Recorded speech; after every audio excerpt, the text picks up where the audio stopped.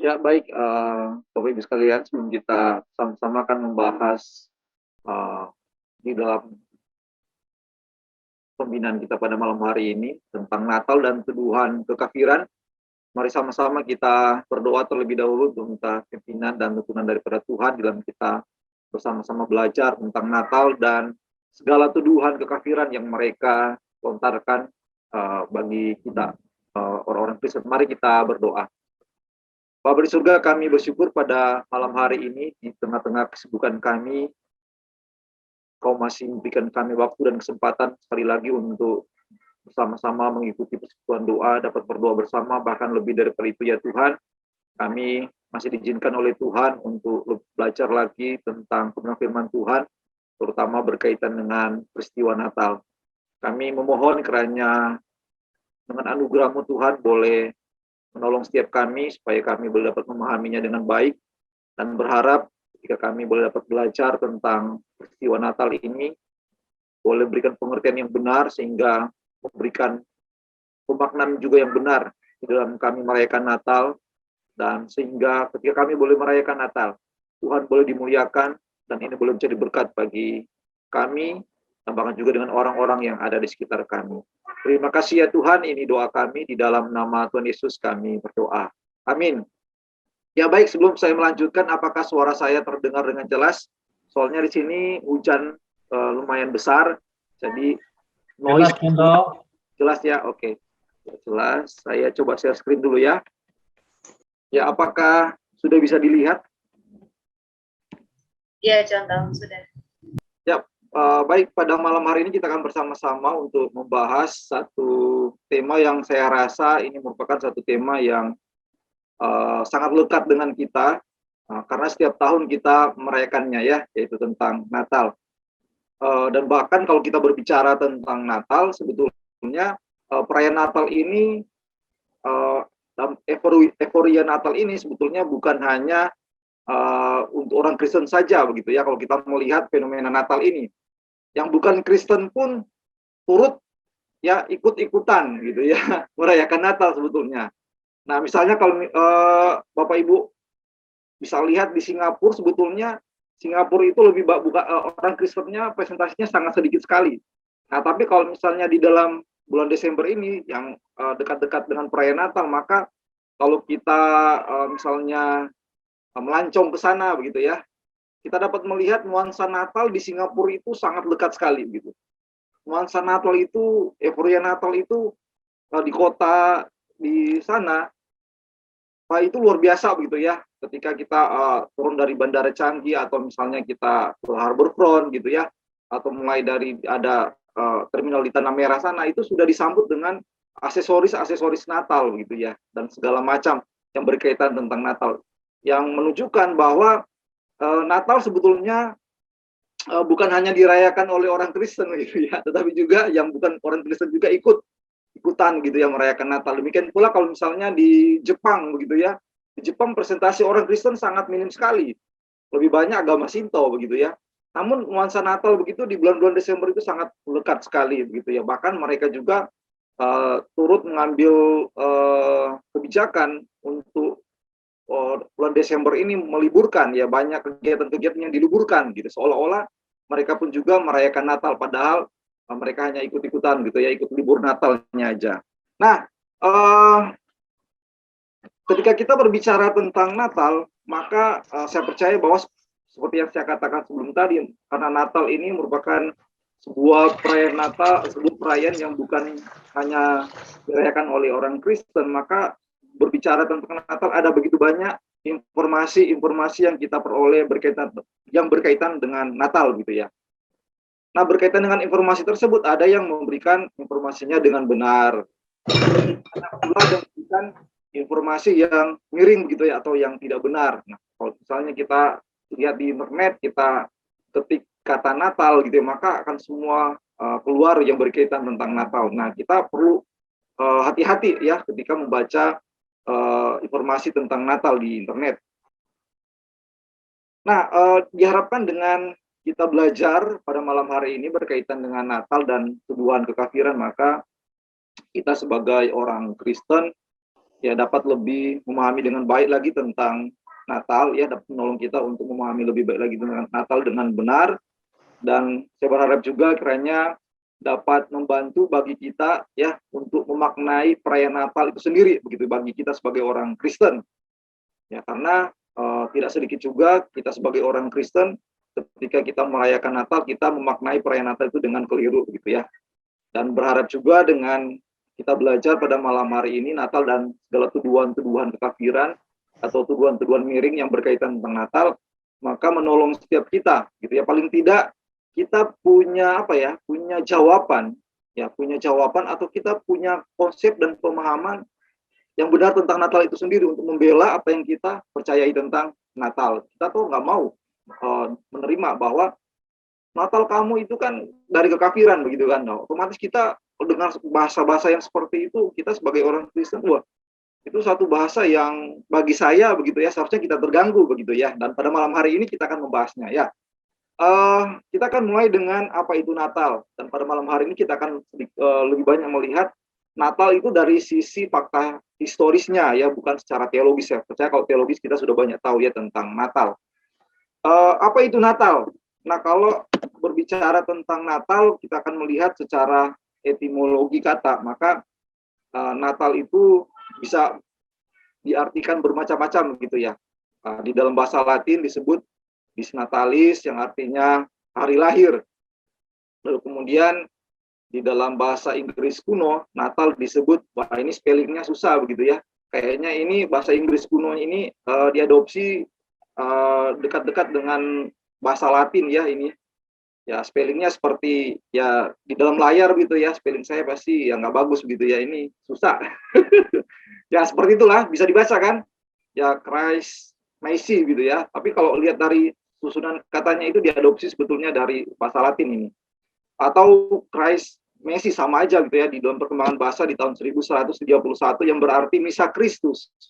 Nah, ini kan Misa Kristus bahasa dari Roma Katolik gitu ya. Jadi ya itu saya melihat bahwa ini merupakan pengaruh apa di dalam bahasa Inggris kuno ini dipengaruhi dengan bahasa Latin. Lalu kemudian di dalam bahasa Portugis Natal diartikan kelahiran gitu ya. Kemudian kalau kita melihat juga di dalam Alkitab bahasa Indonesia, maka kita tidak akan menjumpai kata Natal. Ya. Kita bolak-balik tadi Natal di Alkitab nggak ada ya Bapak Ibu. Yang ada Natal itu kelahiran Tuhan Yesus. Ya dengan kata lain kalau kita berbicara tentang Natal di Alkitab itu berbicara tentang kelahiran Tuhan Yesus. Nah, mari sama-sama kita akan melihat Natal atau kelahiran Yesus menurut Alkitab. Nah, kalau kita melihat di dalam Dictionary of the Bible, nah maka kita dapat menemukan di sana menyebutkan baik Injil Matius maupun Lukas sama-sama memberikan catatan bahwa Yesus lahir dari Maria tanpa campur tangan Yusuf pasangannya. Nah, jadi sekali lagi kalau kita melihat di dalam Dictionary of the Bible, nah maka Injil Matius dan Lukas mereka sepakat bahkan juga dengan kitab-kitab yang lain begitu ya. Cuma memang Injil Matius dan Lukas yang sangat menekankan sekali bagaimana peristiwa lahirnya Yesus. Sama-sama mereka menuliskan bahwa Yesus lahir dari Maria tanpa campur tangan Yusuf pasangannya, atau dengan kata lain bahwa kelahiran daripada Yesus itu terjadi tanpa proses tanpa proses daripada hubungan antara laki-laki dan perempuan begitu ya. Nah, maksudnya seperti itu. Nah, secara eksplisit dikatakan bahwa kehamilan Maria adalah karena Roh Kudus atau karena Tuhan ya, dikandung daripada Roh Kudus atau karena Tuhan. Nah, oleh karena itu setelah itu kalau kita melihat di dalam Alkitab, maka di sana sangat jelas di dalam Injil Lukas, Maria dan Yusuf meninggalkan rumah mereka di Nazaret untuk berjalan ke kota Bethlehem karena sensus yang diperintahkan oleh Kaisar Agustus. Nah, kita akan sedikit melihat bagaimana peristiwa lahirnya Yesus di dalam Alkitab gitu ya, dan dalam hal ini lebih menekankan bagaimana yang disampaikan di dalam Injil Matius dan di dalam Injil Lukas gitu ya. Nah, ketika melalui malaikat menyampaikan kepada Maria bahwa dia kandungannya dia itu dikandung daripada Roh Kudus, maka Yusuf dan Maria setelah itu meninggalkan kota mereka, ya, dan terus berjalan ke Bethlehem karena sensus yang diperintahkan oleh Kaisar Agustus. Nah, lalu kemudian karena tidak mendapatkan kamar penginapan pada malam saat Yesus lahir, maka bayi Yesus dilahirkan di palungan gitu ya. Maka bayi Yesus dilahirkan di palungan. Nah, kita dapat melihat ya ada gambar bayi Yesus di sana ya, ada gambar palungan gitu ya. Nah, itu menggambarkan bagaimana peristiwa lahirnya Yesus pada saat itu. Nah, jadi kelahiran Yesus di Bethlehem Efrata, daerah Yudea di kampung halaman Daud, nenek moyang Yusuf. Ini terjadi ya, seperti yang dinubuatkan di dalam kitab Mika 5 ayat 1 sampai dengan yang kedua, yang menyebutkan bahwa Bethlehem Efrata meskipun yang terkecil dari orang-orang Yehuda akan bangkit darinya untuk memerintah orang Israel. Nah, ini ayatnya ya.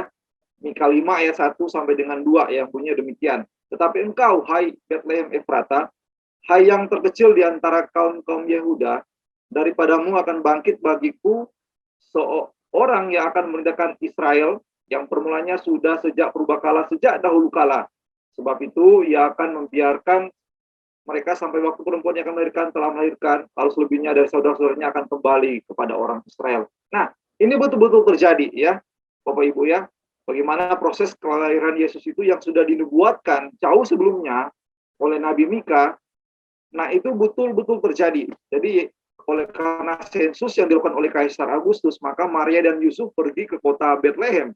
Ya, seperti yang dinubuatkan oleh Mika, Nabi Mika ya, di dalam Mika 5 ayat 1 sampai dengan yang kedua ya. Katakan meskipun daerah Bethlehem ini adalah daerah yang terkecil dari kaum orang Yehuda, tetapi dari suku yang terkecil ini, dari kaum yang terkecil di orang-orang Yehuda, akan lahir seorang pemimpin yang akan memimpin orang Israel. Dan ini betul-betul terjadi. Yesus lahir di Bethlehem Efrata, di suku Yehuda. Nah, lanjut untuk peristiwa pertama kali Yesus lahir, itu disampaikan langsung para malaikat kepada para gembala. Dan hal ini kita bisa melihat ya Bapak Ibu di dalam Lukas 2 ayat 8 sampai dengan ayatnya yang ke-20 gitu ya.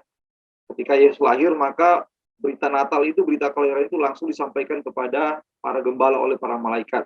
Nah, lalu kemudian lanjut lagi, kalau kita melihat kisah tentang kelahiran Yesus dalam Alkitab, maka ada orang-orang Majus dari timur yang datang ke Bethlehem untuk melihat dan menyembah Dia yang telah lahir sebagai raja orang Yahudi dengan membawa hadiah kepada bayi Yesus yang telah lahir pada saat itu. Nah, hal ini kita bisa melihat di dalam Matius 2 ayat 1 sampai dengan ayatnya yang ke-12. Nah, di sana dijelaskan secara rinci begitu ya oleh Matius bagaimana para Majus atau orang yang jauh dari timur itu, mereka dengan patokan bintang itu mereka cari bayi Yesus, dan mereka bertemu dengan Yesus dan mereka mempersembahkan persembahan yang terbaik yang mereka punya pada saat itu gitu ya. Kita bisa melihat kalau misalnya di drama-drama Natal itu ada gitu ya, Mazmur kemenyan dipersembahkan kepada bayi Yesus atau dipersembahkan kepada Yesus.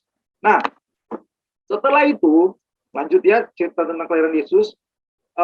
Yusuf mendapat mimpi, diberitahukan oleh malaikat untuk langsung pergi ke Mesir bersama dengan Maria dan bayi Yesus untuk menghindari amukan Herodes. Nah, karena ternyata ya kalau kita melihat di dalam Alkitab, peristiwa kelahiran Yesus ini itu sangat gempar sekali gitu ya, ketika sampai ke telinga Raja Herodes begitu ya, karena orang-orang Majus sebelum berjumpa dengan Tuhan Yesus, mereka mencari-cari bayi yang lahir, bayi Yesus itu, sampai mereka bertemu dengan Herodes, dan Herodes tahu bahwa ada bayi yang nantinya akan menjadi raja bagi orang Israel. Dan orang Majus ini datang mempersembahkan persembahan mereka kepada bayi Yesus itu. Nah, pada akhirnya cemburulah Herodes ya, takut ya tahta kekuasaannya ya dia takut akan diambil oleh pengaruhnya, akan berkurang dan tahtanya akan hilang dengan kehadiran Yesus. Maka pada saat itu diperintahkanlah untuk membunuh bayi ya, untuk membunuh semua bayi orang-orang Israel yang ada pada saat itu. Dan seperti yang disampaikan sebelumnya, peristiwa itu terjadi, Tuhan sudah menyampaikan lewat mimpi kepada Yusuf supaya mereka cepat-cepat pergi menyingkir ke Mesir. Dan memang benar, Herodes memerintahkan para prajuritnya untuk membunuh bayi-bayi orang Israel pada saat itu. Dan setelah peristiwa itu terjadi, barulah Yusuf sampai Herodes mati, Yusuf kembali ke daerahnya, ya, kembali lagi ke Israel. Nah, kita akan melihat pada saat ini lanjut untuk sejarah perayaan Natal itu sendiri. Kalau tadi kan kita melihat bagaimana kisah historis yang diceritakan Alkitab, peristiwa tentang lahirnya Yesus atau Natal di dalam Alkitab. Nah, sekarang kita akan melihat sejarah perayaan Natal yang seringkali kita lakukan gitu ya. Nah, kalau kita melihat di dalam Dictionary of the Bible, Browning mengatakan bahwa sebetulnya tidak ada catatan dari Alkitab mengenai perayaan Natal oleh jemaat mula-mula. Sekali lagi Bapak Ibu, Browning mengatakan bahwa di dalam Dictionary of the Bible tidak ada catatan dari Alkitab mengenai perayaan Natal oleh jemaat mula-mula. Nah, artinya apa? Nah, artinya baik dalam masa pelayanan Yesus dan masa pelayanan para rasul pada saat itu dalam konteks jemaat mula-mula, tidak ada perayaan Natal. Tidak ada perayaan Natal. Nah, jadi timbul pertanyaan kepada kita, jadi Natal itu kapan mulainya? Gitu ya. Jadi Natal itu kapan mulai? Nah, ini ada pendapat bahwa perayaan Natal itu baru ada sekitar tahun 200 Masehi di Alexandria, Mesir. Jadi kira-kira 2 abad kemudian gitu ya, 200 tahun kemudian. Nah, Natal mulai dirayakan di Mesir. Dan pada umumnya para teolog Mesir sepakat Natal di sana dirayakan tanggal 20 Mei. Tetapi ada juga yang mengatakan bahwa tanggal 19 atau 20 April. Nah, maka dari itu jangan heran ya Bapak Ibu ketika kita merayakan Natal itu bisa macam-macam gitu ya, tanggal perayaan Natal itu sendiri.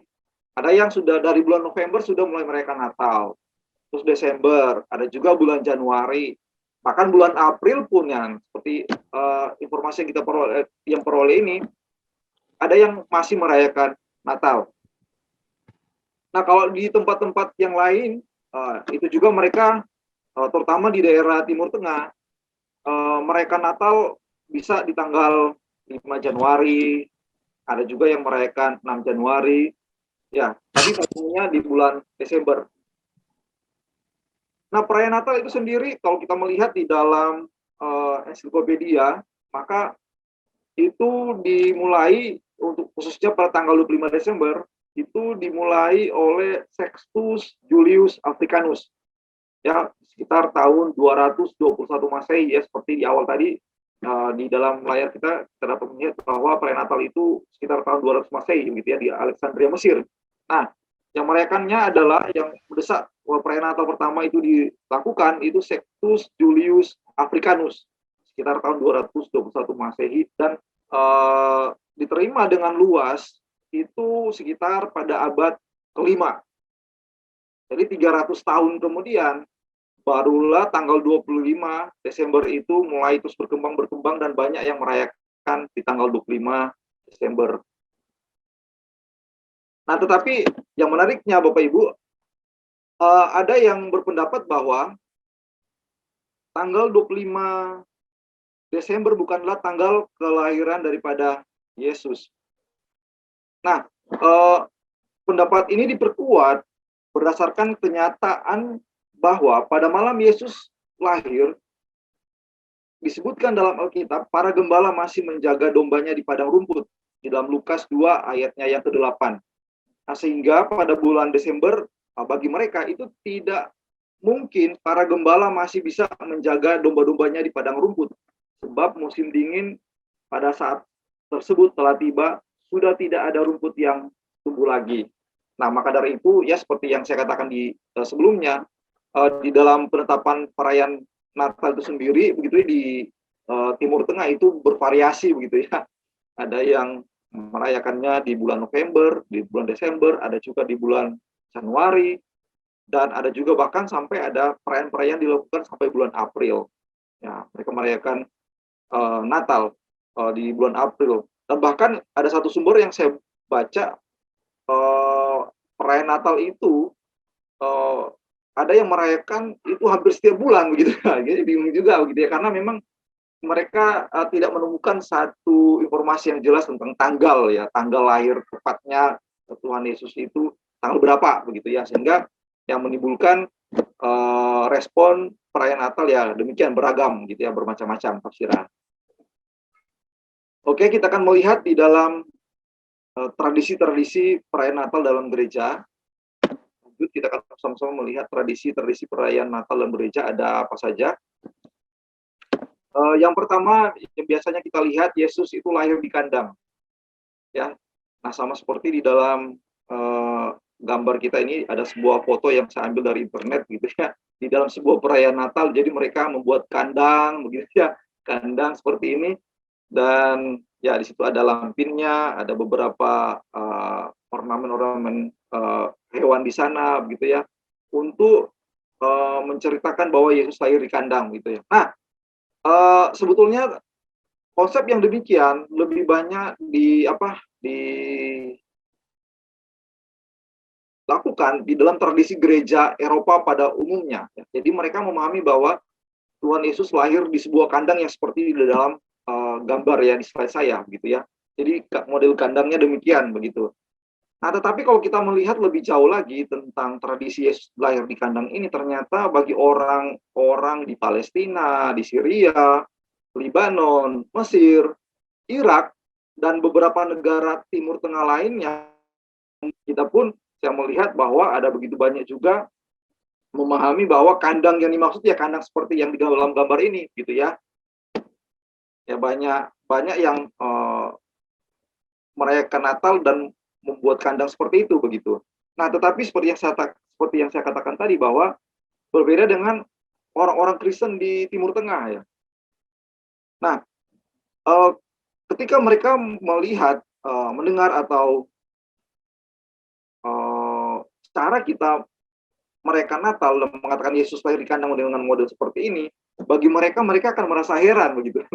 Mereka akan merasa heran karena bagi mereka itu konsep mereka berbeda ya dengan, eee, orang-orang Eropa begitu dalam mereka memahami lahirnya Yesus di kandang. Nah, kenapa mereka akan merasa heran? Nah, maka kita bisa kembali melihat di dalam, informasi yang kita peroleh di dalam Alkitab sendiri ya. Nah, karena di dalam, Alkitab, nah di sana kita bisa memperoleh informasi begitu ya, kalau kita melihat, eee, tradisi ya yang ada di dalam Alkitab diceritakan, bagaimana Yesus lahir di Yesus lahir, maka kita bisa menemukan, di sana ditulis bahwa Yesus, lahir dengan menggunakan istilah rumah penginapan gitu ya, sebagai terjemahan kata luma dalam Alkitab bahasa Yunani dalam konteks Lukas 2 ayat 7. Nah, eee, ini yang pertama. Nah, lalu yang menjadi pertanyaannya kepada kita yang jauh, berkaitan dengan kata luna ini, apakah kata luna ini berarti rumah penginapan? Seperti, tradisi-tradisi orang menerjemahkan ketika Yesus lahir Yesus lahir di rumah penginapan Yesus pada saat itu tidak ada tempat penginapan buat mereka, sehingga pada akhirnya lahirlah Yesus di kandang begitu ya. Nah, mari sama-sama kita mau menelusuri lebih jauh dengan bagaimana cara kita memahami dengan, gaya konsep daripada orang Timur Tengah. Kenapa? Karena konteks lahirnya Yesus ada di Timur Tengah. Jadi mari sama-sama kita, mau memiliki konsep frame, eee dengan cara mereka berpikir begitu, karena bagi saya mereka lebih ini budaya mereka dan ini lebih sangat dekat dengan konteks kehidupan mereka. Nah, kembali lagi ke Alkitab, kalau kita melihat di dalam, eee, terjemahan ya, di dalam bahasa Yunani itu tentang kata luna, sebetulnya, kata luna itu yang dalam tradisi pada umumnya orang mengartikan adalah sebuah penginapan, sebetulnya bukan. Nah, kata Yunani untuk rumah penginapan kalau kita melihat di dalam Alkitab, maka itu menggunakan, kata yang lain yaitu kata pandekeion, pandekeion. Nah, sebetulnya inilah yang digunakan di dalam Alkitab, pandekeion yang, yang memberi arti tentang penginapan. Nah, kalau begitu apa arti kata luna gitu ya? Kata-kata luma itu sendiri, bukan kata luna ya, sorry, kata luma.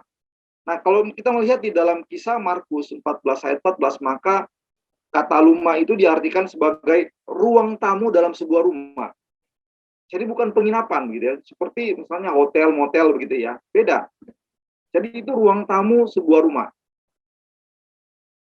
Nah, di dalam rumah di pedalaman Palestina pada zaman itu perlu diketahui, nah itu memang budaya mereka bahwa mereka punya rumah mereka itu mereka memiliki ruangan depan itu ada ruang tamu, lalu kemudian ada ruang tengahnya yang bisa digunakan serba macam-macam gitu ya. Jadi multifungsi, bisa digunakan untuk masak, bisa juga digunakan untuk makan bersama, dan bisa juga digunakan untuk kongko-kongko begitu ya. Kalau misalnya ya ada teman datang, kerabat atau keluarga gitu ya, itu ruang tengahnya itu bisa digunakan dan bahkan bisa juga digunakan sebagai tempat tidur bagi mereka begitu ya.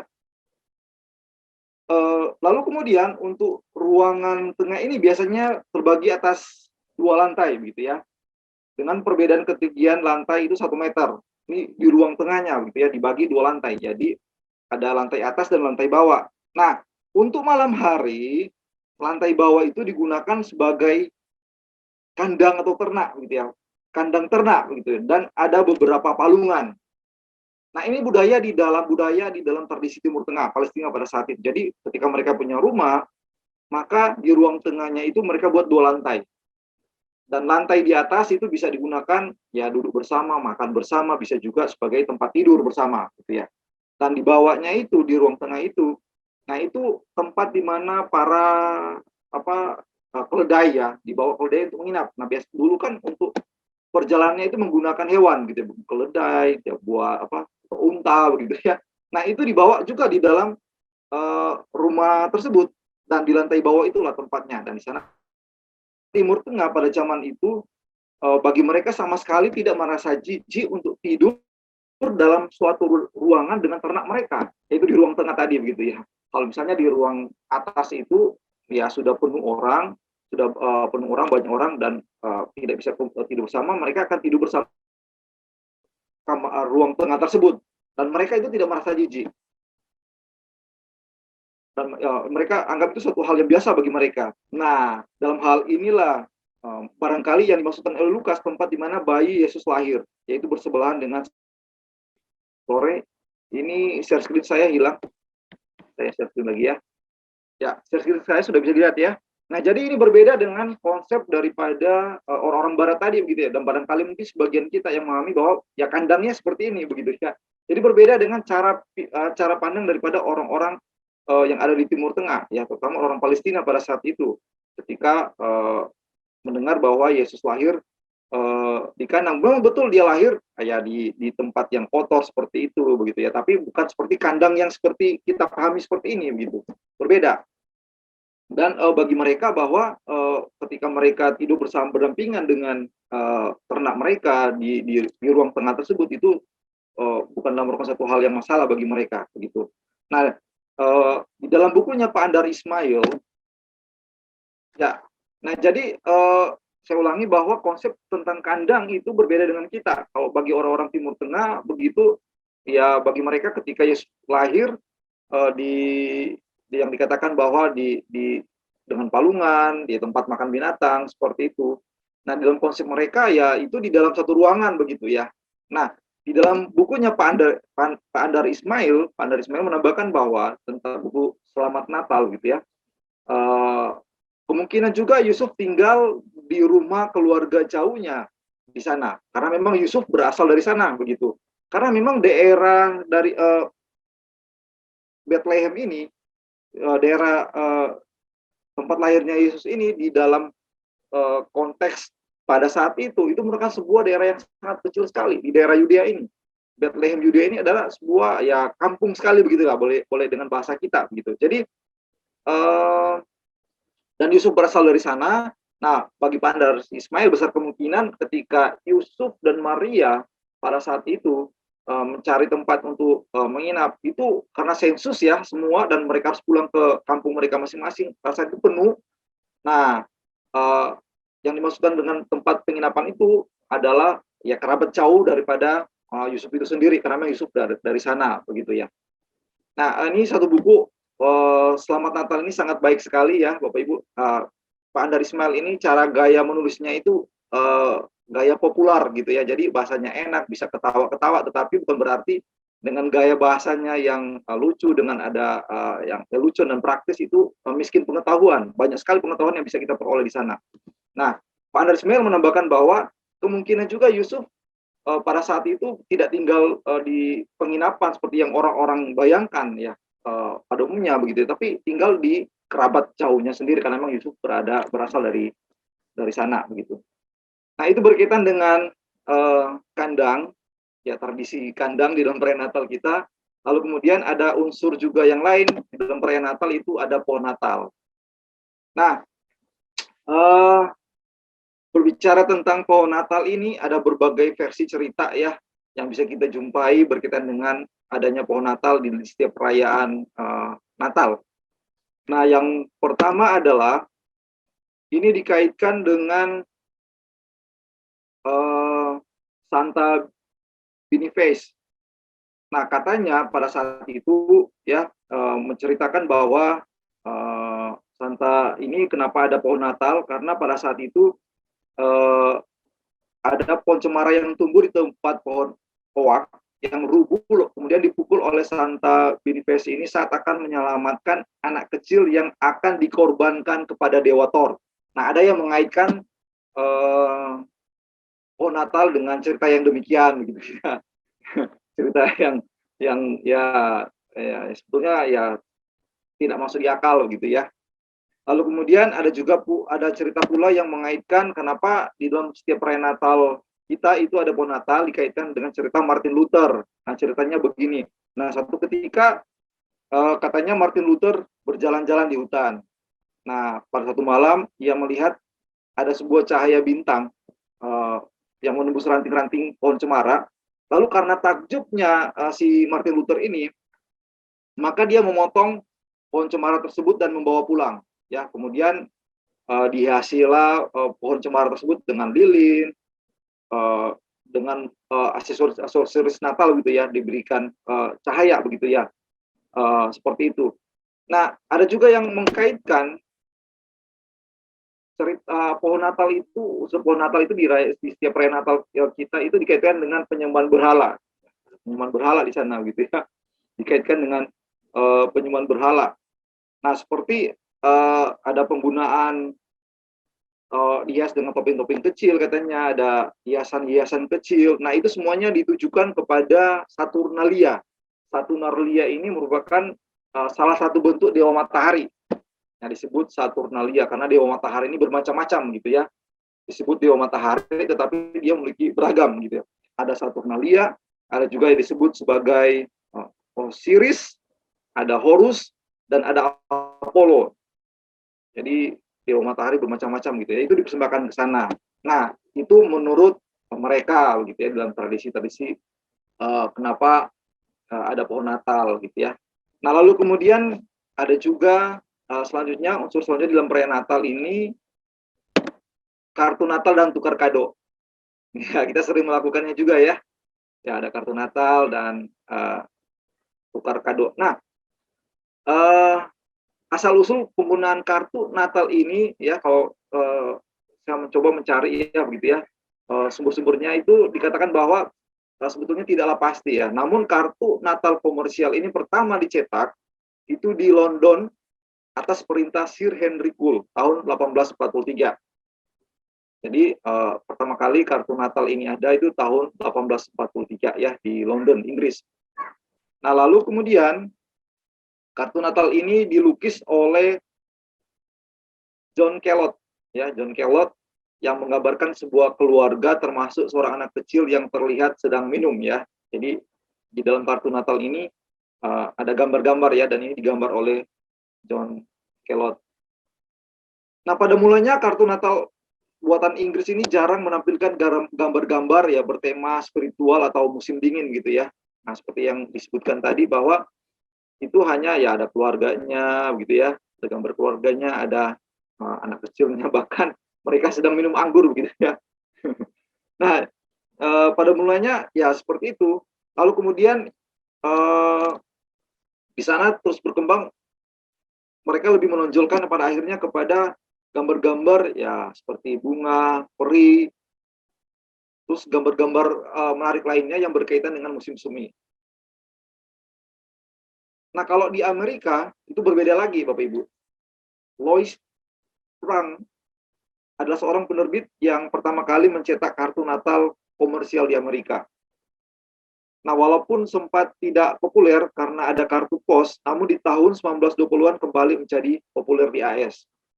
Nah, untuk tradisi mencetak kartu Natal ini dimulai oleh Ratu Victoria secara kenegaraan ya, tahun 1840-an. Jadi secara resmi ini pertama kali di Inggris ya, Ratu Victoria ini secara kenegaraan mengesahkan bahwa di dalam merayakan Natal mereka mencetak kartu Natal dan memberikan ucapan Natal secara resmi, secara kenegaraan. Lalu kemudian kalau misalnya di Amerika itu resminya pertama kali ada ucapan Natal di Gedung Putih pada tahun 1953 pada masa pemerintahan Presiden Dwight. Nah, kalau sekarang untuk kartu Natal sendiri lebih apa lagi? Lebih canggih begitu ya. Lebih canggih, lebih simpel, lebih sederhana, lebih murah, tetapi lebih menarik gitu ya karena bisa secara virtual.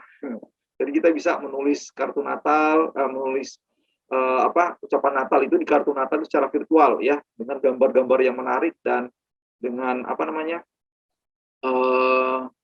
hiasan-hiasan yang menarik, dan bahkan juga dengan gambar-gambar yang menarik ya. Dengan perkembangan teknologi yang ada sekarang itu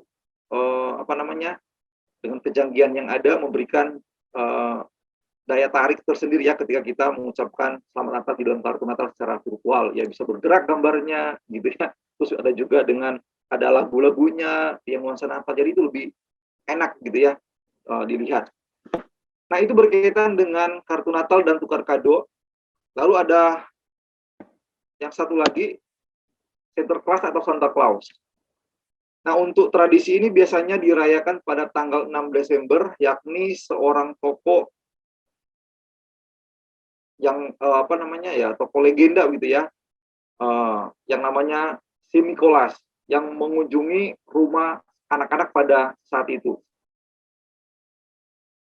Dan ketika dia mengunjungi anak-anak pada saat itu, nah dia menggunakan kereta salju ya, kereta salju terbang ya, yang ditarik dengan beberapa rusa kutub untuk bagi-bagi hadiah seperti di dalam gambar di slide begitu ya.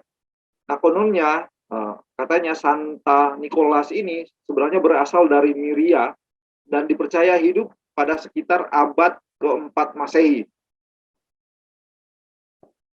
Nah, kalau kita melihat di Eropa seperti di Belanda, Belgia, Austria, dan Jerman, Santa Nicholas ini digambarkan sebagai seorang uskup yang berjanggut dengan jubah keuskupan resmi, gitu ya. Sehingga ya di dalam, kalau kita misalnya ke mall-mall gitu ya, kita bisa melihat gitu ya. Nah, ada Santa Claus-nya dengan janggut rubah putih, terus dengan topinya segala macam gitu ya, aksesoris Santa Claus. Kita kan melihat atribut-atribut yang demikian gitu ya. Nah, oleh karena itu untuk saat ini ketika perayaan Natal dilakukan, sebagian nggak semua begitu ya, tapi tendensinya lebih menekankan aspek saling memberi hadiah Natal, sehingga memberi dampak bahwa yang sangat penting dalam perayaan Natal ini adalah Santa Nicholas, terus Santa Claus, bukan Tuhan Yesus. Nah, jadi Santa Claus ini seolah-olah menggantikan peran Tuhan Yesus. Ini terjadi pada saat ini. Nah, kalau di tradisi di Belanda, maka Santa Claus ini ya merupakan bagian daripada acara keluarga ya untuk anak. Kalau misalnya anak itu baik, maka di dalam momen perayaan Natal ini Santa Claus akan membawa hadiah buat anak-anak. Nah, tetapi kalau misalnya anak-anak itu istilahnya nakal begitu ya, sering buat masalah, maka ada yang namanya suar tepit yang warna hitam. Yang warna hitam itu. Nah, suar tepit akan menangkap anak-anak itu dan taruh di karung lalu kemudian dibawa oleh Santa Claus sebagai bagian pendisiplinan. Nah, sebetulnya ini juga saya rasakan dulu gitu ya di gereja di tempat saya begitu ya. Masih anak-anak pernah mengalami hal seperti itu. Jadi ada Santa Claus-nya katanya, terus kasih hadiah, terus ada Swordfit-nya. Waduh, Swordfit-nya itu kejar anak-anak kecil, lari semua kita gitu ya, ditakut-takuti. Nah, seperti itu. Itu ternyata, nah ini, itu budaya Eropa gitu ya, dari Belanda ya, yang sebetulnya tidak ada kaitan langsung dengan perayaan Natal itu sendiri di dalam Alkitab. Nah, tetapi inilah tradisi yang ada di dalam perayaan Natal itu sendiri yang kita jumpai di sekitar kita. Nah, lalu kemudian selanjutnya kita melihat ada apa lagi tentang perayaan Natal? Ada lilin dalam perayaan Natal ya, ada unsur lilin. Nah, lilin ini kalau di dalam ibadah Natal ini menggambarkan atau memberi gambaran tentang Yesus Kristus. Dalam hal ini,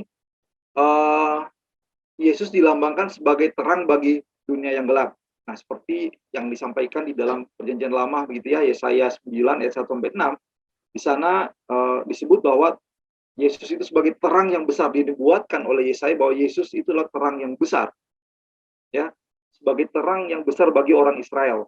Karena memang pada masa itu orang Israel hidup di dalam kegelapan ya, seperti yang disampaikan sebelumnya bahwa pada masa-masa pada saat itu di dalam masa-masa kehidupan sebelum Yesus datang, Yesus lahir, itu merupakan masa-masa yang gelap bagi orang Israel. Ya, masa-masa yang betul-betul mereka sangat merindukan kehadiran Tuhan, apalagi di dalam masa-masa intratestamental, di mana Tuhan tidak berbicara kepada orang Israel yang sebelumnya mereka selalu mendengar suara Tuhan, baik daripada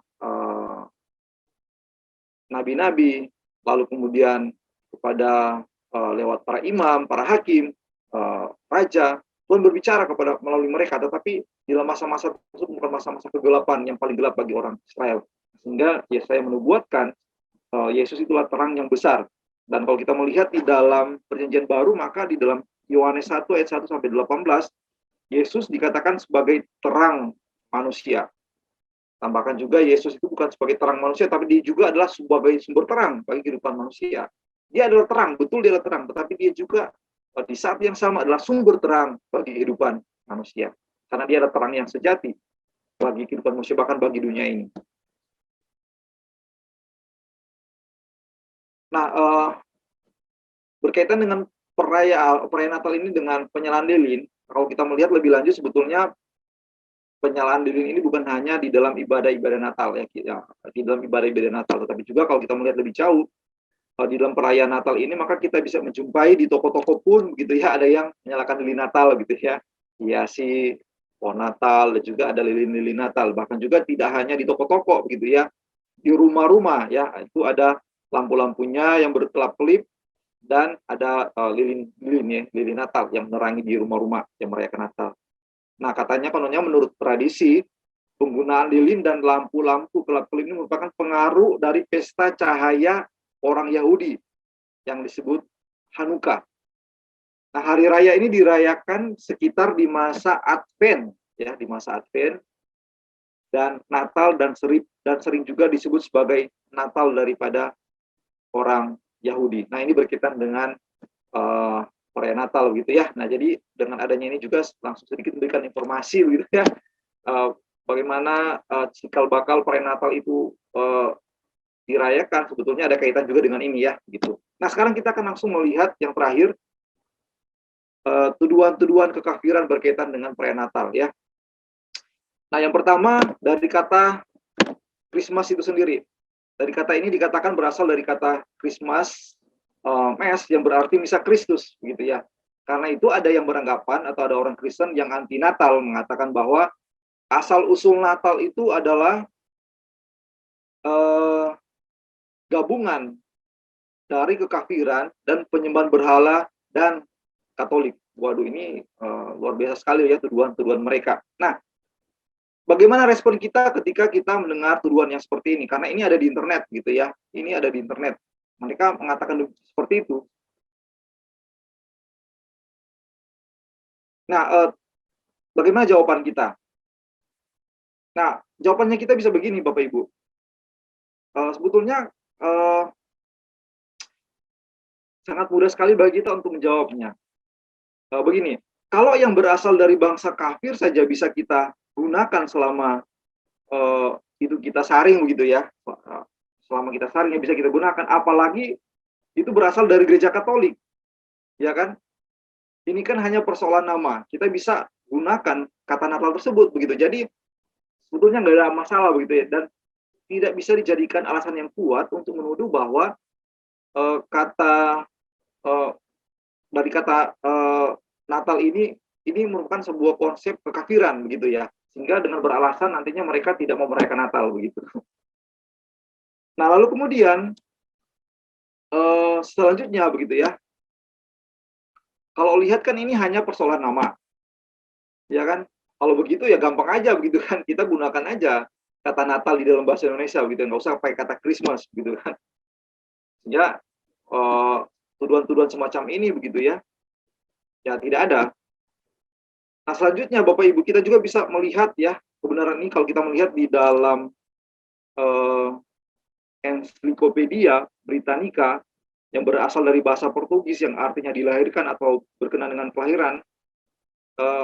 Natal pada tanggal 25 Desember begitu ya. Jika kita melihat secara panjang lebar, nah maka sebetulnya tidak ada masalah bagi kita ketika kita menggunakan kata Christmas begitu ya. Tidak ada masalah sebetulnya. Kita bisa menggunakan kata tersebut begitu. Seperti yang saya katakan tadi bahwa di dalam Alkitab pun sendiri kita bisa menggunakan, di dalam Alkitab pun sendiri itu menggunakan istilah-istilah, beberapa istilah dalam Alkitab yang sebetulnya juga itu merupakan sumbernya dari bangsa kafir begitu. Nah, dan itu ada di dalam Alkitab dan itu sebetulnya tidak ada masalah. Nah, ini yang berkaitan dengan kata Christmas ya. Nah, lalu kemudian yang kedua, tuduhan yang kedua yang sering mereka lontarkan kepada kita bahwa perayaan Natal itu sendiri itu dari bangsa kafir, itu berkaitan dengan tanggal 25 ya, tanggal 25 Desember. Nah, ini yang paling kencang suaranya gitu ya. Mereka menuduh bahwa Natal berasal dari kekafiran. Dengan mengatakan bahwa Natal tanggal 25 Desember itu merupakan sebuah perayaan dari Dewa Matahari begitu ya, Dewa Matahari yang diadopsi oleh gereja atau yang diadopsi oleh orang Kristen untuk merayakan Natal begitu ya. Nah, seperti yang dijelaskan tadi begitu ya, sebetulnya tanggal tepatnya Yesus lahir gitu ya, kita tidak tahu ya secara pasti apakah itu tanggal 25 atau bukan begitu ya. Dan sebetulnya itu kan nggak ada masalah begitu ya. Bukankah seringkali kalau orang dulu kan gitu tanpa sensus gitu kan, bukan tanpa sensus, tanpa pembuatan akte begitu kan, sama seperti sekarang pas lahir langsung buat akte begitu kan, buat akte. Jadi tahu betul-betul tanggalnya tanggal berapa begitu ya. Nah, dalam masalah ini mereka menuduh bahwa kita sebagai orang Kristen mengadopsi perayaan orang kafir gitu, yaitu Dewa Matahari Saturnalia ya. Itu perayaan untuk menghormati Dewa Matahari di tanggal 25. Nah, sehingga inilah yang terus disampaikan untuk menuduh kita sebagai orang Kristen bahwa kita mengadopsi tanggal 25 itu perayaan Natal itu dari bangsa kafir, sehingga mereka ada sebagian juga pada akhirnya tidak merayakan Natal gitu ya. Tapi sebetulnya kalau kita melihat di dalam iman kita yang tidak mau merayakan Natal ini adalah ya mereka menyebut sebagai orang Kristen, tetapi sebetulnya mereka bukan Kristen yang sejati. Mereka bidat sebetulnya, seperti Saksi Yehova, Advent, Gereja Kristus Sejati itu Gereja Mormon gitu ya. Itu semua bidat. Jadi bukan ya mereka ya mengaku-ngaku aja sebagai orang Kristen begitu. Ya, seperti yang saya katakan tadi bahwa mereka yang menuduh bahwa Natal berasal dari kekafiran mengatakan bahwa Natal berasal dari bangsa kafir. Nah, mereka memang sih punya dasar gitu ya. Mereka mengutip seperti di dalam Encyclopedia Britannica yang menuliskan bahwa alasan mengapa Natal sampai dirayakan pada tanggal 25 Desember tetap tidak pasti. Tetapi paling mungkin alasannya adalah bahwa orang Kristen mula-mula ingin tanggal itu bertepatan dengan hari raya kafir Romawi yang menandai hari lahir dari matahari yang tak terkalahkan.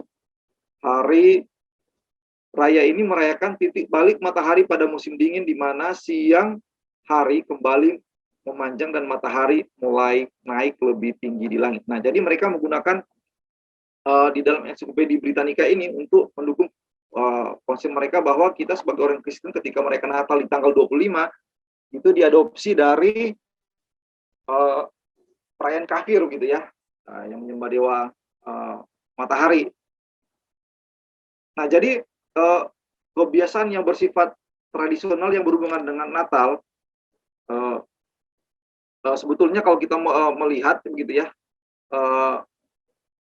ada begitu banyak informasi yang bisa kita peroleh begitu ya. Nah, jadi sehingga ketika mereka menuduh bahwa kita orang Kristen ini mengadopsi perayaan Natal bagi bangsa orang kafir begitu ya, itu sebetulnya itu kurang mendasar juga begitu ya. Karena di dalam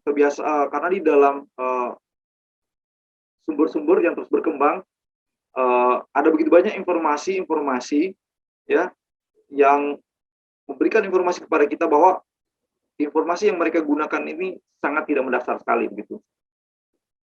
Nah, oleh karena itu yang menjadi pertanyaan kepada kita, benarkah perayaan Natal pada tanggal 25 Desember adalah perayaan dari bangsa kafir? Nah, tentu saja bagi kita sebagai orang Kristen, kita harus menjawab tidak begitu ya. Dan tentunya kita harus punya alasan. Nah, alasannya seperti ini Bapak Ibu. Nah, coba kita perhatikan dari apa yang disampaikan dalam ensiklopedia ini ya, begitu ya. Kata-katanya yang ada di dalamnya. Nah, perhatikan kata-kata tetap tidak pasti dan tidak ada tradisi tertentu yang pasti. Ini yang pertama yang perlu kita perhatikan dari dasar mereka mengutip bahwa orang Kristen ini ketika mereka Natal di tanggal 25 ini diadopsi dari bangsa kafir. Lalu kemudian ada kata-kata keadaan yang tepat tentang permulaan dan asal-usul hari Natal tetap kabur. Nah, dari apa yang disampaikan ini, ya, ini sangat jelas sekali bahwa ini tidak bisa dijadikan dasar atau alasan yang kuat bagi mereka untuk mengatakan bahwa kita orang Kristen mengambil tanggal 25 ini dari bangsa kafir. Kenapa? Karena tidak ada informasi yang mutlak di dalam pijakan mereka. Ya kan? Di dalam pijakan mereka aja di dalam ensiklopedia ini sudah sangat jelas sekali secara eksplisit dikatakan bahwa ya kan alasan mengapa Natal sampai dirayakan pada tanggal 25 Desember tetap tidak pasti. Berarti kan belum ada kejelasan. Sampai sekarang pun tidak ada kepastian tentang tanggal 25 ini di dalam ensiklopedia yang mereka kutip ini. Jadi ini semua hanya berdasarkan asumsi-asumsi begitu ya. Bukan sesuatu yang mutlak atau absolut yang bisa dijadikan dasar kuat untuk menuduh bahwa kita orang Kristen itu pada tanggal 25 Desember mengadopsi perayaan orang kafir, terutama dalam penyembahan dewa matahari di Saturnalia ya pada saat itu. Nah, lalu kemudian selanjutnya kita bisa membantah mereka begitu ya dengan kita melihat asal usul informasi daripada tanggal 25 Desember itu sendiri. Nah, dalam hal ini ada 4 informasi yang bisa kita lihat. Nah, yang pertama adalah tanggal 25 Desember itu merupakan hari raya Romawi yang memperingati titik balik matahari. Ini dikaitkan dengan dewa matahari seperti di dalam ensiklopedia ini. Lalu kemudian yang kedua adalah hari raya lahir dari dewa bangsa Iran, yakni Mitra atau Sang Surya Kebenaran. Ada yang mengaitkan tanggal 25 dengan hal tersebut. Nah, lalu kemudian yang ketiga adalah itu ditentukan oleh para penghitung waktu Kristen.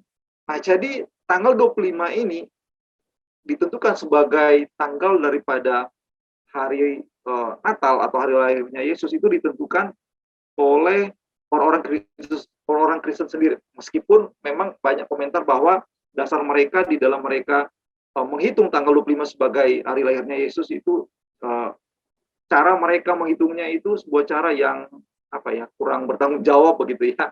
Kurang bertanggung jawab, jadi kurang kuat. Nah, lalu kemudian yang keempat ada pandangan yang mengatakan bahwa seperti yang disampaikan oleh Alfred Edersheim tentang Natal di tanggal 25 Desember. Beliau mengatakan bahwa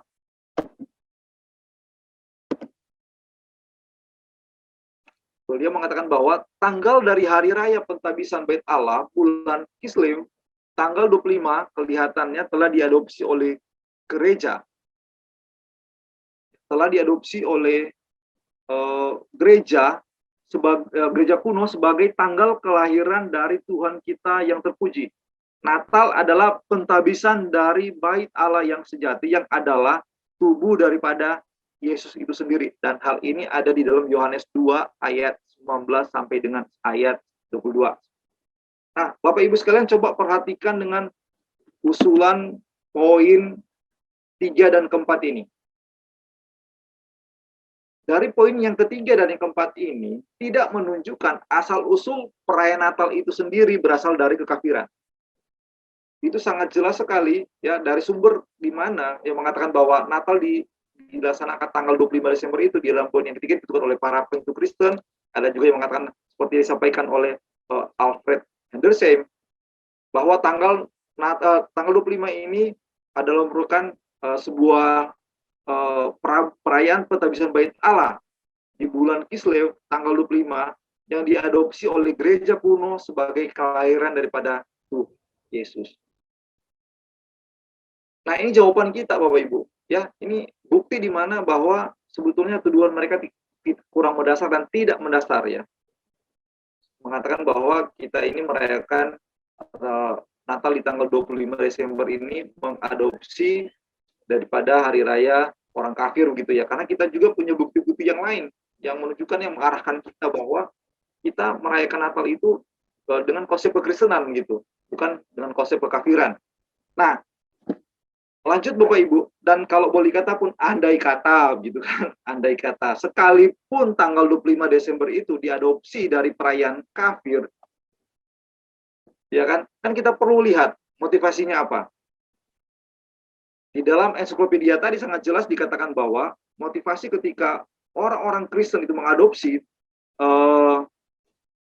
hari raya untuk penyembahan Dewa Matahari, itu mengatakan bahwa itu dilakukan untuk menyaingi perayaan kafir tersebut.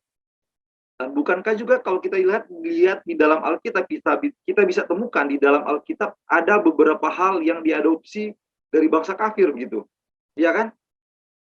Nah, misalnya kata gelar ya, gitu. Gelar dari raja atas segala raja. Di dalam perjanjian lama yang disematkan kepada Raja Nebukadnezar dan Artasastra. Bukankah mereka dari bangsa yang kafir gitu kan? Gelar raja di atas segala raja. Nebukadnezar mengatakan bahwa dia adalah raja di atas segala raja. Demikian juga dengan Artasastra, disematkan bahwa dia adalah raja di atas segala raja. Dan Alkitab mencatat demikian. Nah, ini juga disematkan di dalam pribadi Yesus, ya kan? Yesus mengatakan bahwa dia adalah raja atas segala raja. Kata tersebut kan diadopsi dari bangsa kafir, artinya bangsa yang tidak mengenal Tuhan, gitu kan? Artasastra kan orang Babel, Nebukadnezar. Mereka adalah orang-orang penyembah berhala, gitu kan? Tapi itu dipakai juga di dalam Alkitab, itu dalam Alkitab, dan Yesus juga menggunakan gelar yang sama, seperti yang mereka katakan, raja di atas segala raja. Lalu kemudian berikutnya, kita juga dapat melihat dengan penggunaan kata Elohim di dalam Alkitab. Kita melihat di dalam Perjanjian Lama, ketika di dalam peristiwa penciptaan, di sana ditulis Bereshit bara Elohim. Pada mulanya Allah menciptakan, Bereshit bara Elohim. Elohim itu berasal dari kata El. El itu Allah. Im itu plural. Elohim, Allah yang banyak. Allah juga yang digunakan oleh bangsa-bangsa kafir. Orang-orang yang tidak mengenal Allah. Nah, itu juga ditulis di dalam Alkitab, diadopsi juga di dalam Alkitab, dan digunakan juga di dalam Alkitab. Sebetulnya tidak ada masalah begitu ya. Dan bahkan juga begitu ya, di dalam Alkitab terjemah Alkitab bahasa aslinya di dalam Perjanjian Baru, Alkitab di dalam bahasa Yunani, bukankah kita pahami itu merupakan bahasa yang digunakan oleh bangsa kafir, ya kan? Orang Yunani kan orang kafir, dan bahasa mereka bahasa Yunani. Nah, itu digunakan bahasa Alkitab, Perjanjian Baru, bahasa Yunani. Nah, jadi sebetulnya tuduhan mereka yang mengatakan bahwa kita mengadopsi Natal dari kekafiran, itu tidak berdasar gitu ya. Dan apalagi mereka menuduh bahwa kita ini orang Kristen, istilahnya penyembah kepada sesuatu yang tidak jelas begitu ya. Nah, ini sudah bisa terbantahkan ya tuduhan-tuduhan mereka karena ini ada begitu banyak sekali informasi-informasi di internet gitu ya. Mereka menyerang kita dalam kita merayakan Natal dengan menggunakan alasan-alasan yang seperti itu. Nah, lalu kemudian selanjutnya kita dapat melihat bagaimana apa yang disampaikan di dalam Ensiklopedia Britannica ya, berkaitan dengan bagaimana kita merayakan di tanggal 25 itu sebetulnya bukan berasal dari bangsa kafir. Nah, di sana dituliskan demikian. Tidak ada tradisi tertentu yang pasti tentang tanggal kelahiran Kristus. Para penghitung waktu Kristen dari abad ketiga percaya bahwa penciptaan dunia atau alam semesta terjadi pada musim semi di saat siang dan malam yang sama lamanya, yang pada saat itu dianggap sebagai tanggal 25 Maret. Nah, seperti yang saya katakan di awal tadi begitu ya. Sumbernya ada orang-orang Kristen yang mencoba menghitung bahwa Yesus tanggal 25. Nah, ini dasarnya yaitu mereka lihat di dalam Ensiklopedia Britannica. Lalu kemudian karena itu penciptaan baru dalam inkarnasi dan kematian Kristus harus terjadi pada hari yang sama dengan kelahirannya 9 bulan berikutnya pada titik balik matahari pada musim dingin 25 Desember. Ini bukti yang mendukung yang mana bahwa kita juga sebagai orang Kristen punya bukti yang kuat gitu ya. Punya dasar juga dalam kita merayakan Natal di tanggal 25 Maret bukan dari bangsa kafir. Nah, selanjutnya kita melihat tuduhan selanjutnya yaitu berkaitan dengan pohon Natal. Dan mereka sering menuduh kita mengadopsi menyembah kekafiran gitu ya, menyembah berhala gitu ya, dan menggunakan ayat Yeremia 10 ayat 2 sampai 3 ini yang bunyinya demikian. Beginilah firman Tuhan, janganlah biasakan dirimu dengan tingkah langkah bangsa-bangsa, janganlah gentar terhadap tanda-tanda di langit, sekalipun bangsa-bangsa gentar terhadapnya. Sebab yang disegani bangsa-bangsa adalah kesia-siaan. Bukankah berhala itu pohon kayu yang ditebang orang dari hutan yang dikerjakan dengan pahat oleh tangan tukang kayu. Nah, karena mereka melihat di dalam perayaan Natal kita ada pohon Natal, maka mereka menuduh kita ya menyembah berhala begitu ya. Kita menyembah pohon Natal itu gitu ya. Sehingga mereka menuduh kita itu ya kafir gitu ya. Karena kita menyembah berhala. Nah, kalau kita melihat di dalam konteks Yeremia 10 ayat 2 sampai ayat 4 ini, maka sebetulnya adalah mengenai adanya berhala yang dibuat dari kayu, gitu ya, sangat jelas dicatat di sana ya oleh Yeremia, di mana orang-orang kemudian memberhalakannya, gitu kan. Nah, tetapi di dalam konteks kita merayakan Natal, sekalipun ada pohon Natal di sana, ya kan, kita kan tidak pernah mengajarkan supaya kita sembah-sembah pohon Natal. Apakah selama ini kita para hamba Tuhan menyuruh jemaat kita berdoa di bawah pohon Natal, kita sembah-sembah pohon Natal gitu ya? Nggak ada kan? Kita nggak pernah mengajarkan demikian. Nah, lanjut. Kemudian di dalam perayaan Natal itu sendiri, memang ada pandangan gitu ya. Memang ada pendapat bahwa tradisi penggunaan pohon Natal ya, seperti di Inggris ini dari kepercayaan orang-orang Eropa sebelum mereka menjadi Kristen, yakni dari orang-orang Celtic dan Teotonik yang menghormati pohon-pohon ini pada perayaan musim dingin sebagai simbol kehidupan kekal. Nah, namun sesungguhnya dekorasi dan adanya pohon terang pada perayaan Natal adalah bermula dari orang-orang Yahudi yang percaya sebetulnya. Nah, sekalipun ada pandangan, ada informasi bahwa pohon Natal itu merupakan bagian diadopsi oleh budaya Celtic begitu ya. Namun itu terbantahkan dengan informasi yang sangat jelas ya, yang kita peroleh bahwa sesungguhnya dekorasi dan adanya pohon terang dan pohon terang pada perayaan Natal itu bermula dari orang-orang Yahudi yang percaya. Kebiasaan orang Yahudi kan tadi seperti di awal itu merayakan Hanukkah. Ya, Hanukkah. Nah, biasanya seperti yang disampaikan tadi ya, bahwa di bulan Desember di 2 minggu sebelum minggu Advent, bahkan sampai selama bulan Desember itu, nah mereka memasang pohon dan mereka menghiasi dengan lampu-lampu begitu. Dan ini di dalam catatan ensiklopedia Alkitab itu perayaan Natal bagi orang Yahudi. Ya, jadi mereka merayakan perayaan Hanukkah sekaligus perayaan Natal bagi mereka. Nah, karena alasan mereka bahwa baik Hanukkah maupun Natal adalah sama-sama sebuah hari raya yang mereka rayakan, yaitu sebagai simbol terang bagi kehidupan mereka gitu ya. Nah memang kita juga perlu melihat ya di dalam pohon Natal ini kadang-kadang ya ada aksesoris-aksesoris ya yang seperti yang saya sebutkan tadi bahwa tradisi Sinterklas itu kan memang betul-betul legenda begitu ya. Nah itu perlu kita pikirkan juga begitu ya. Nah kita harus juga hati-hati begitu ya, jangan sampai nah kalau menurut saya sih ya, eee, itu nggak perlu begitu ya, karena memang Santa Claus itu tidak ada kaitan langsung dengan Natal, peristiwa Natal. Justru seperti yang saya katakan tadi, tendensi orang-orang pada saat ini, orang pada umumnya, tapi tidak semua gitu, tapi pada umumnya itu seolah-olah ketika perayaan Natal itu fokus pada Santa Claus-nya, bukan pada Tuhan Yesusnya begitu ya. Jadi Santa Claus-nya ini yang istilahnya hanya sebuah cerita gitu ya. Nah, yang tidak ada kaitannya dengan Natal itu digantikan dengan posisi Tuhan Yesus yang seharusnya menjadi pusat perayaan Natal kita itu sendiri. Nah, itu harus dilepaskan atau ya dengan tegas ya nggak usah, nggak ada gitu ya. Nah hal ini hal serupa juga disampaikan oleh Pak Pendeta Budi Asali begitu ya. Nah beliau mengatakan bahwa ya yang berkaitan dengan aksesoris-aksesoris seperti Santa Claus itu ya dibuang karena memang Santa Claus itu eee, tidak ada kaitannya dengan perayaan Natal gitu, tidak mendidik karena itu hanya sebuah legenda gitu kan dan tidak mengajarkan sesuatu di dalamnya. Itu harus dibuang, ya itu harus dibuang di dalam perayaan Natal kita. Supaya, anak-anak gitu ya, apalagi anak-anak gitu kan yang masih kecil gitu kan, yang mereka kalau mereka Natal ingatnya apa, Santa Claus Santa Claus Santa Claus gitu kan, bukan Tuhan Yesusnya. Nah itu kan bahaya, jadi ya mendingan tegas dibuang, gitu.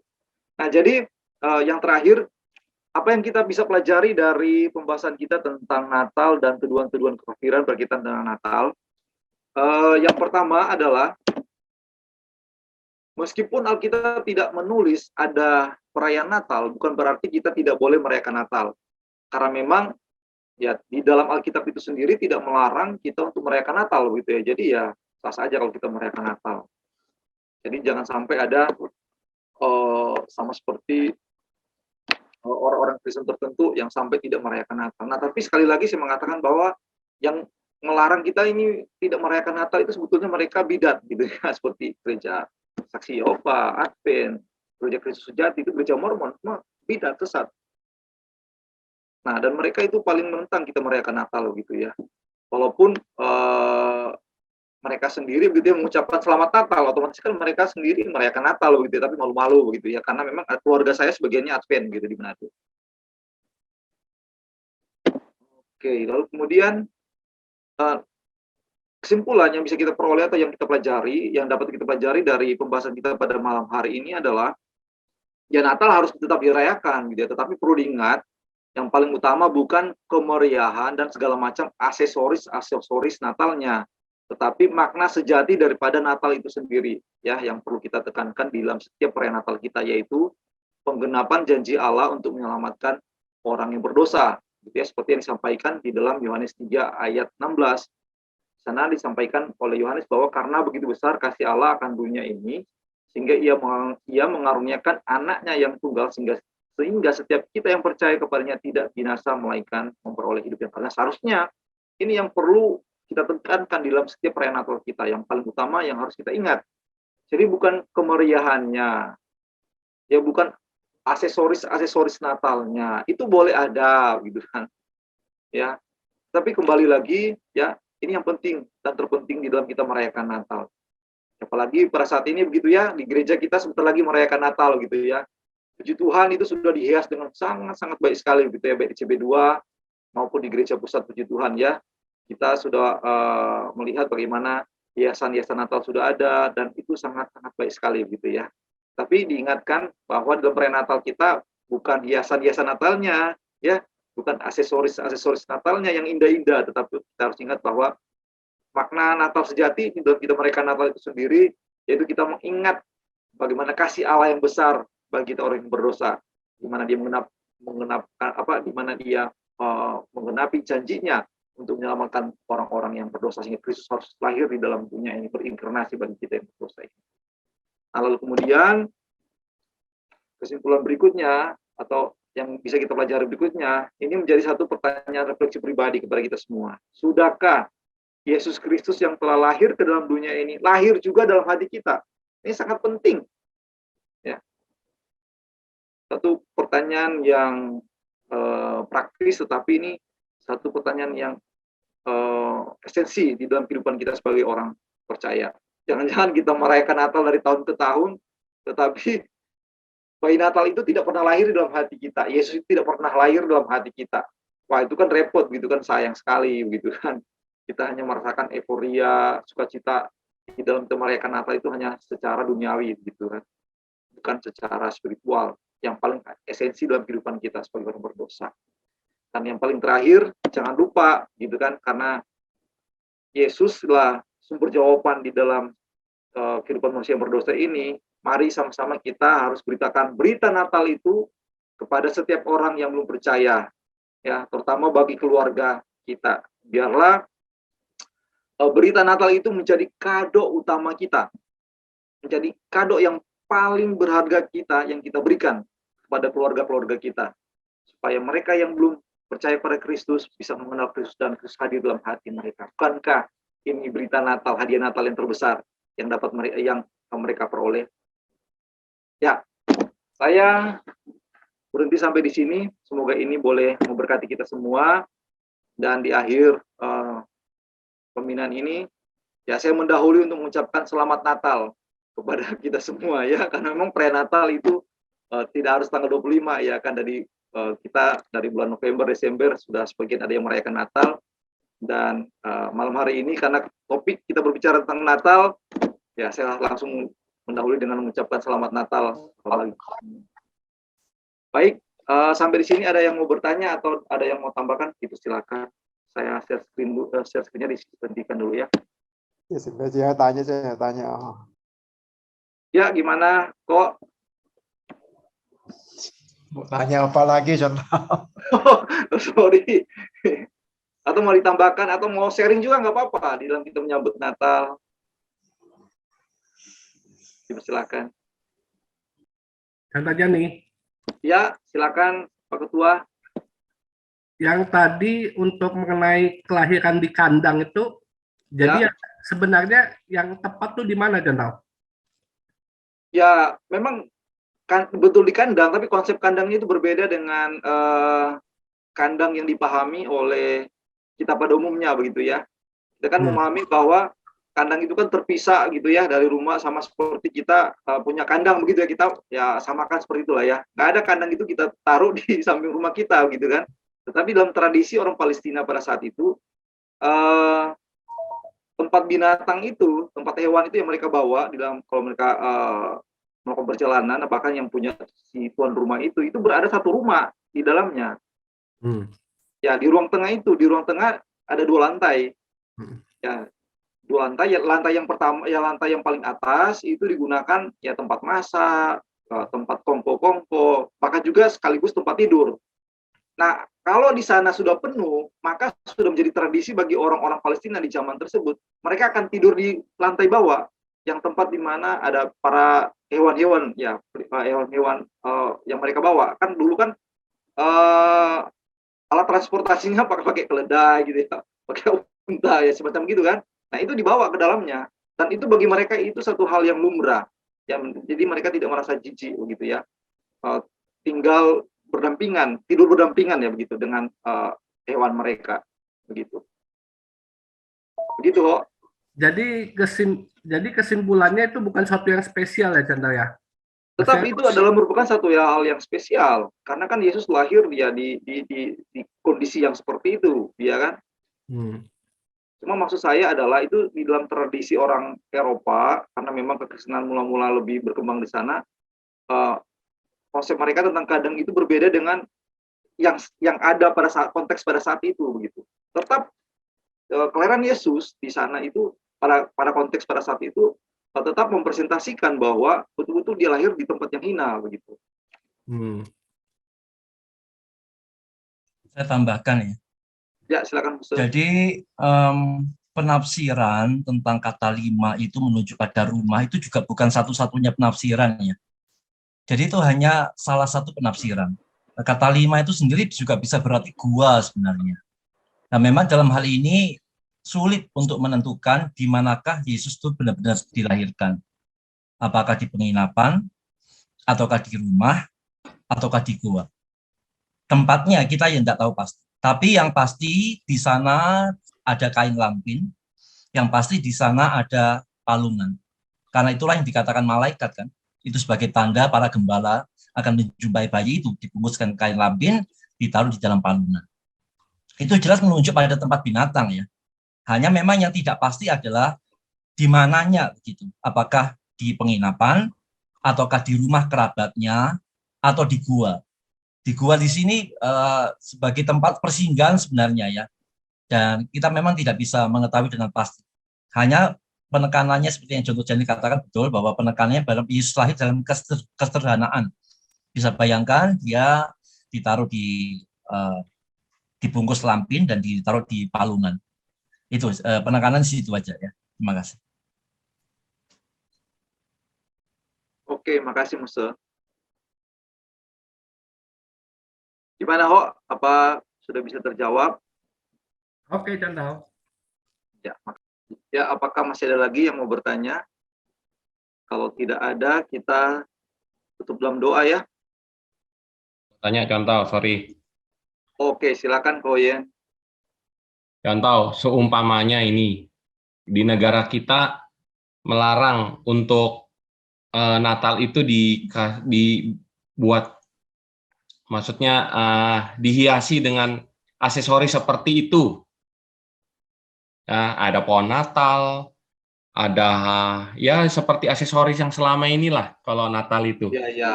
Itu umpamanya ini ya. Nah, sikap kita itu bagaimana contoh?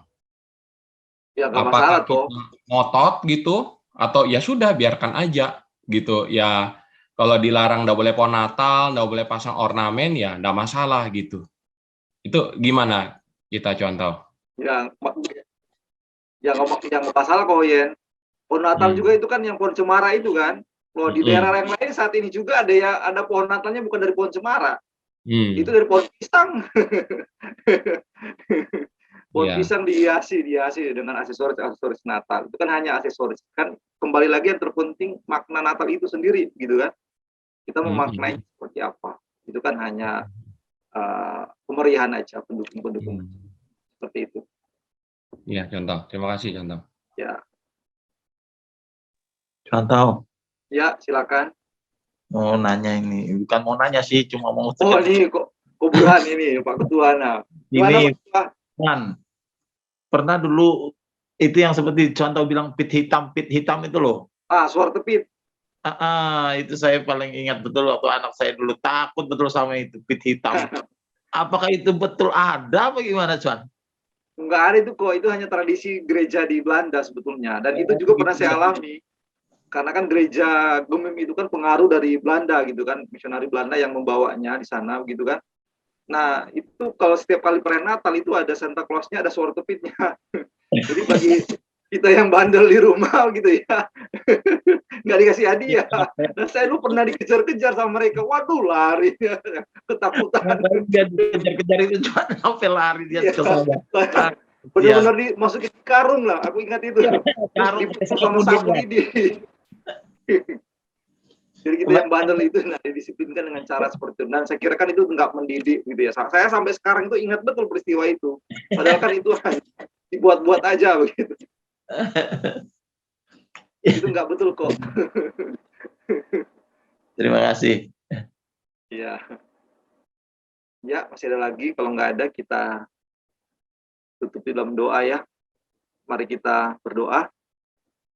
Bapa di surga, kami bersyukur pada malam hari ini kami bersama-sama boleh belajar tentang Natal, bahkan segala tuduhan-tuduhan tentang kafiran yang mereka lontarkan kepada kami sebagai umat-Mu yang merayakan Natal.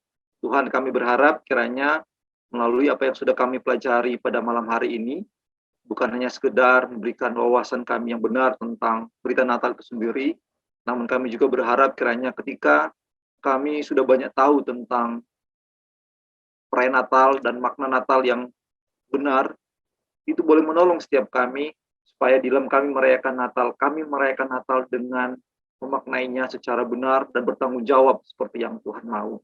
Dan biarlah kiranya melalui apa yang sudah kami pelajari pada saat ini, boleh menolong setiap kami, supaya kami juga boleh menjadi alat Tuhan untuk memberitakan berita Natal itu pada keluarga kami yang belum percaya, bahkan juga kepada teman-teman kami, kepada orang-orang yang ada di sekitar kami, supaya juga mereka boleh dapat merasakan kasih Natal yang dibutuhkan oleh semua orang yang berdosa di dalam kehidupan kami semua.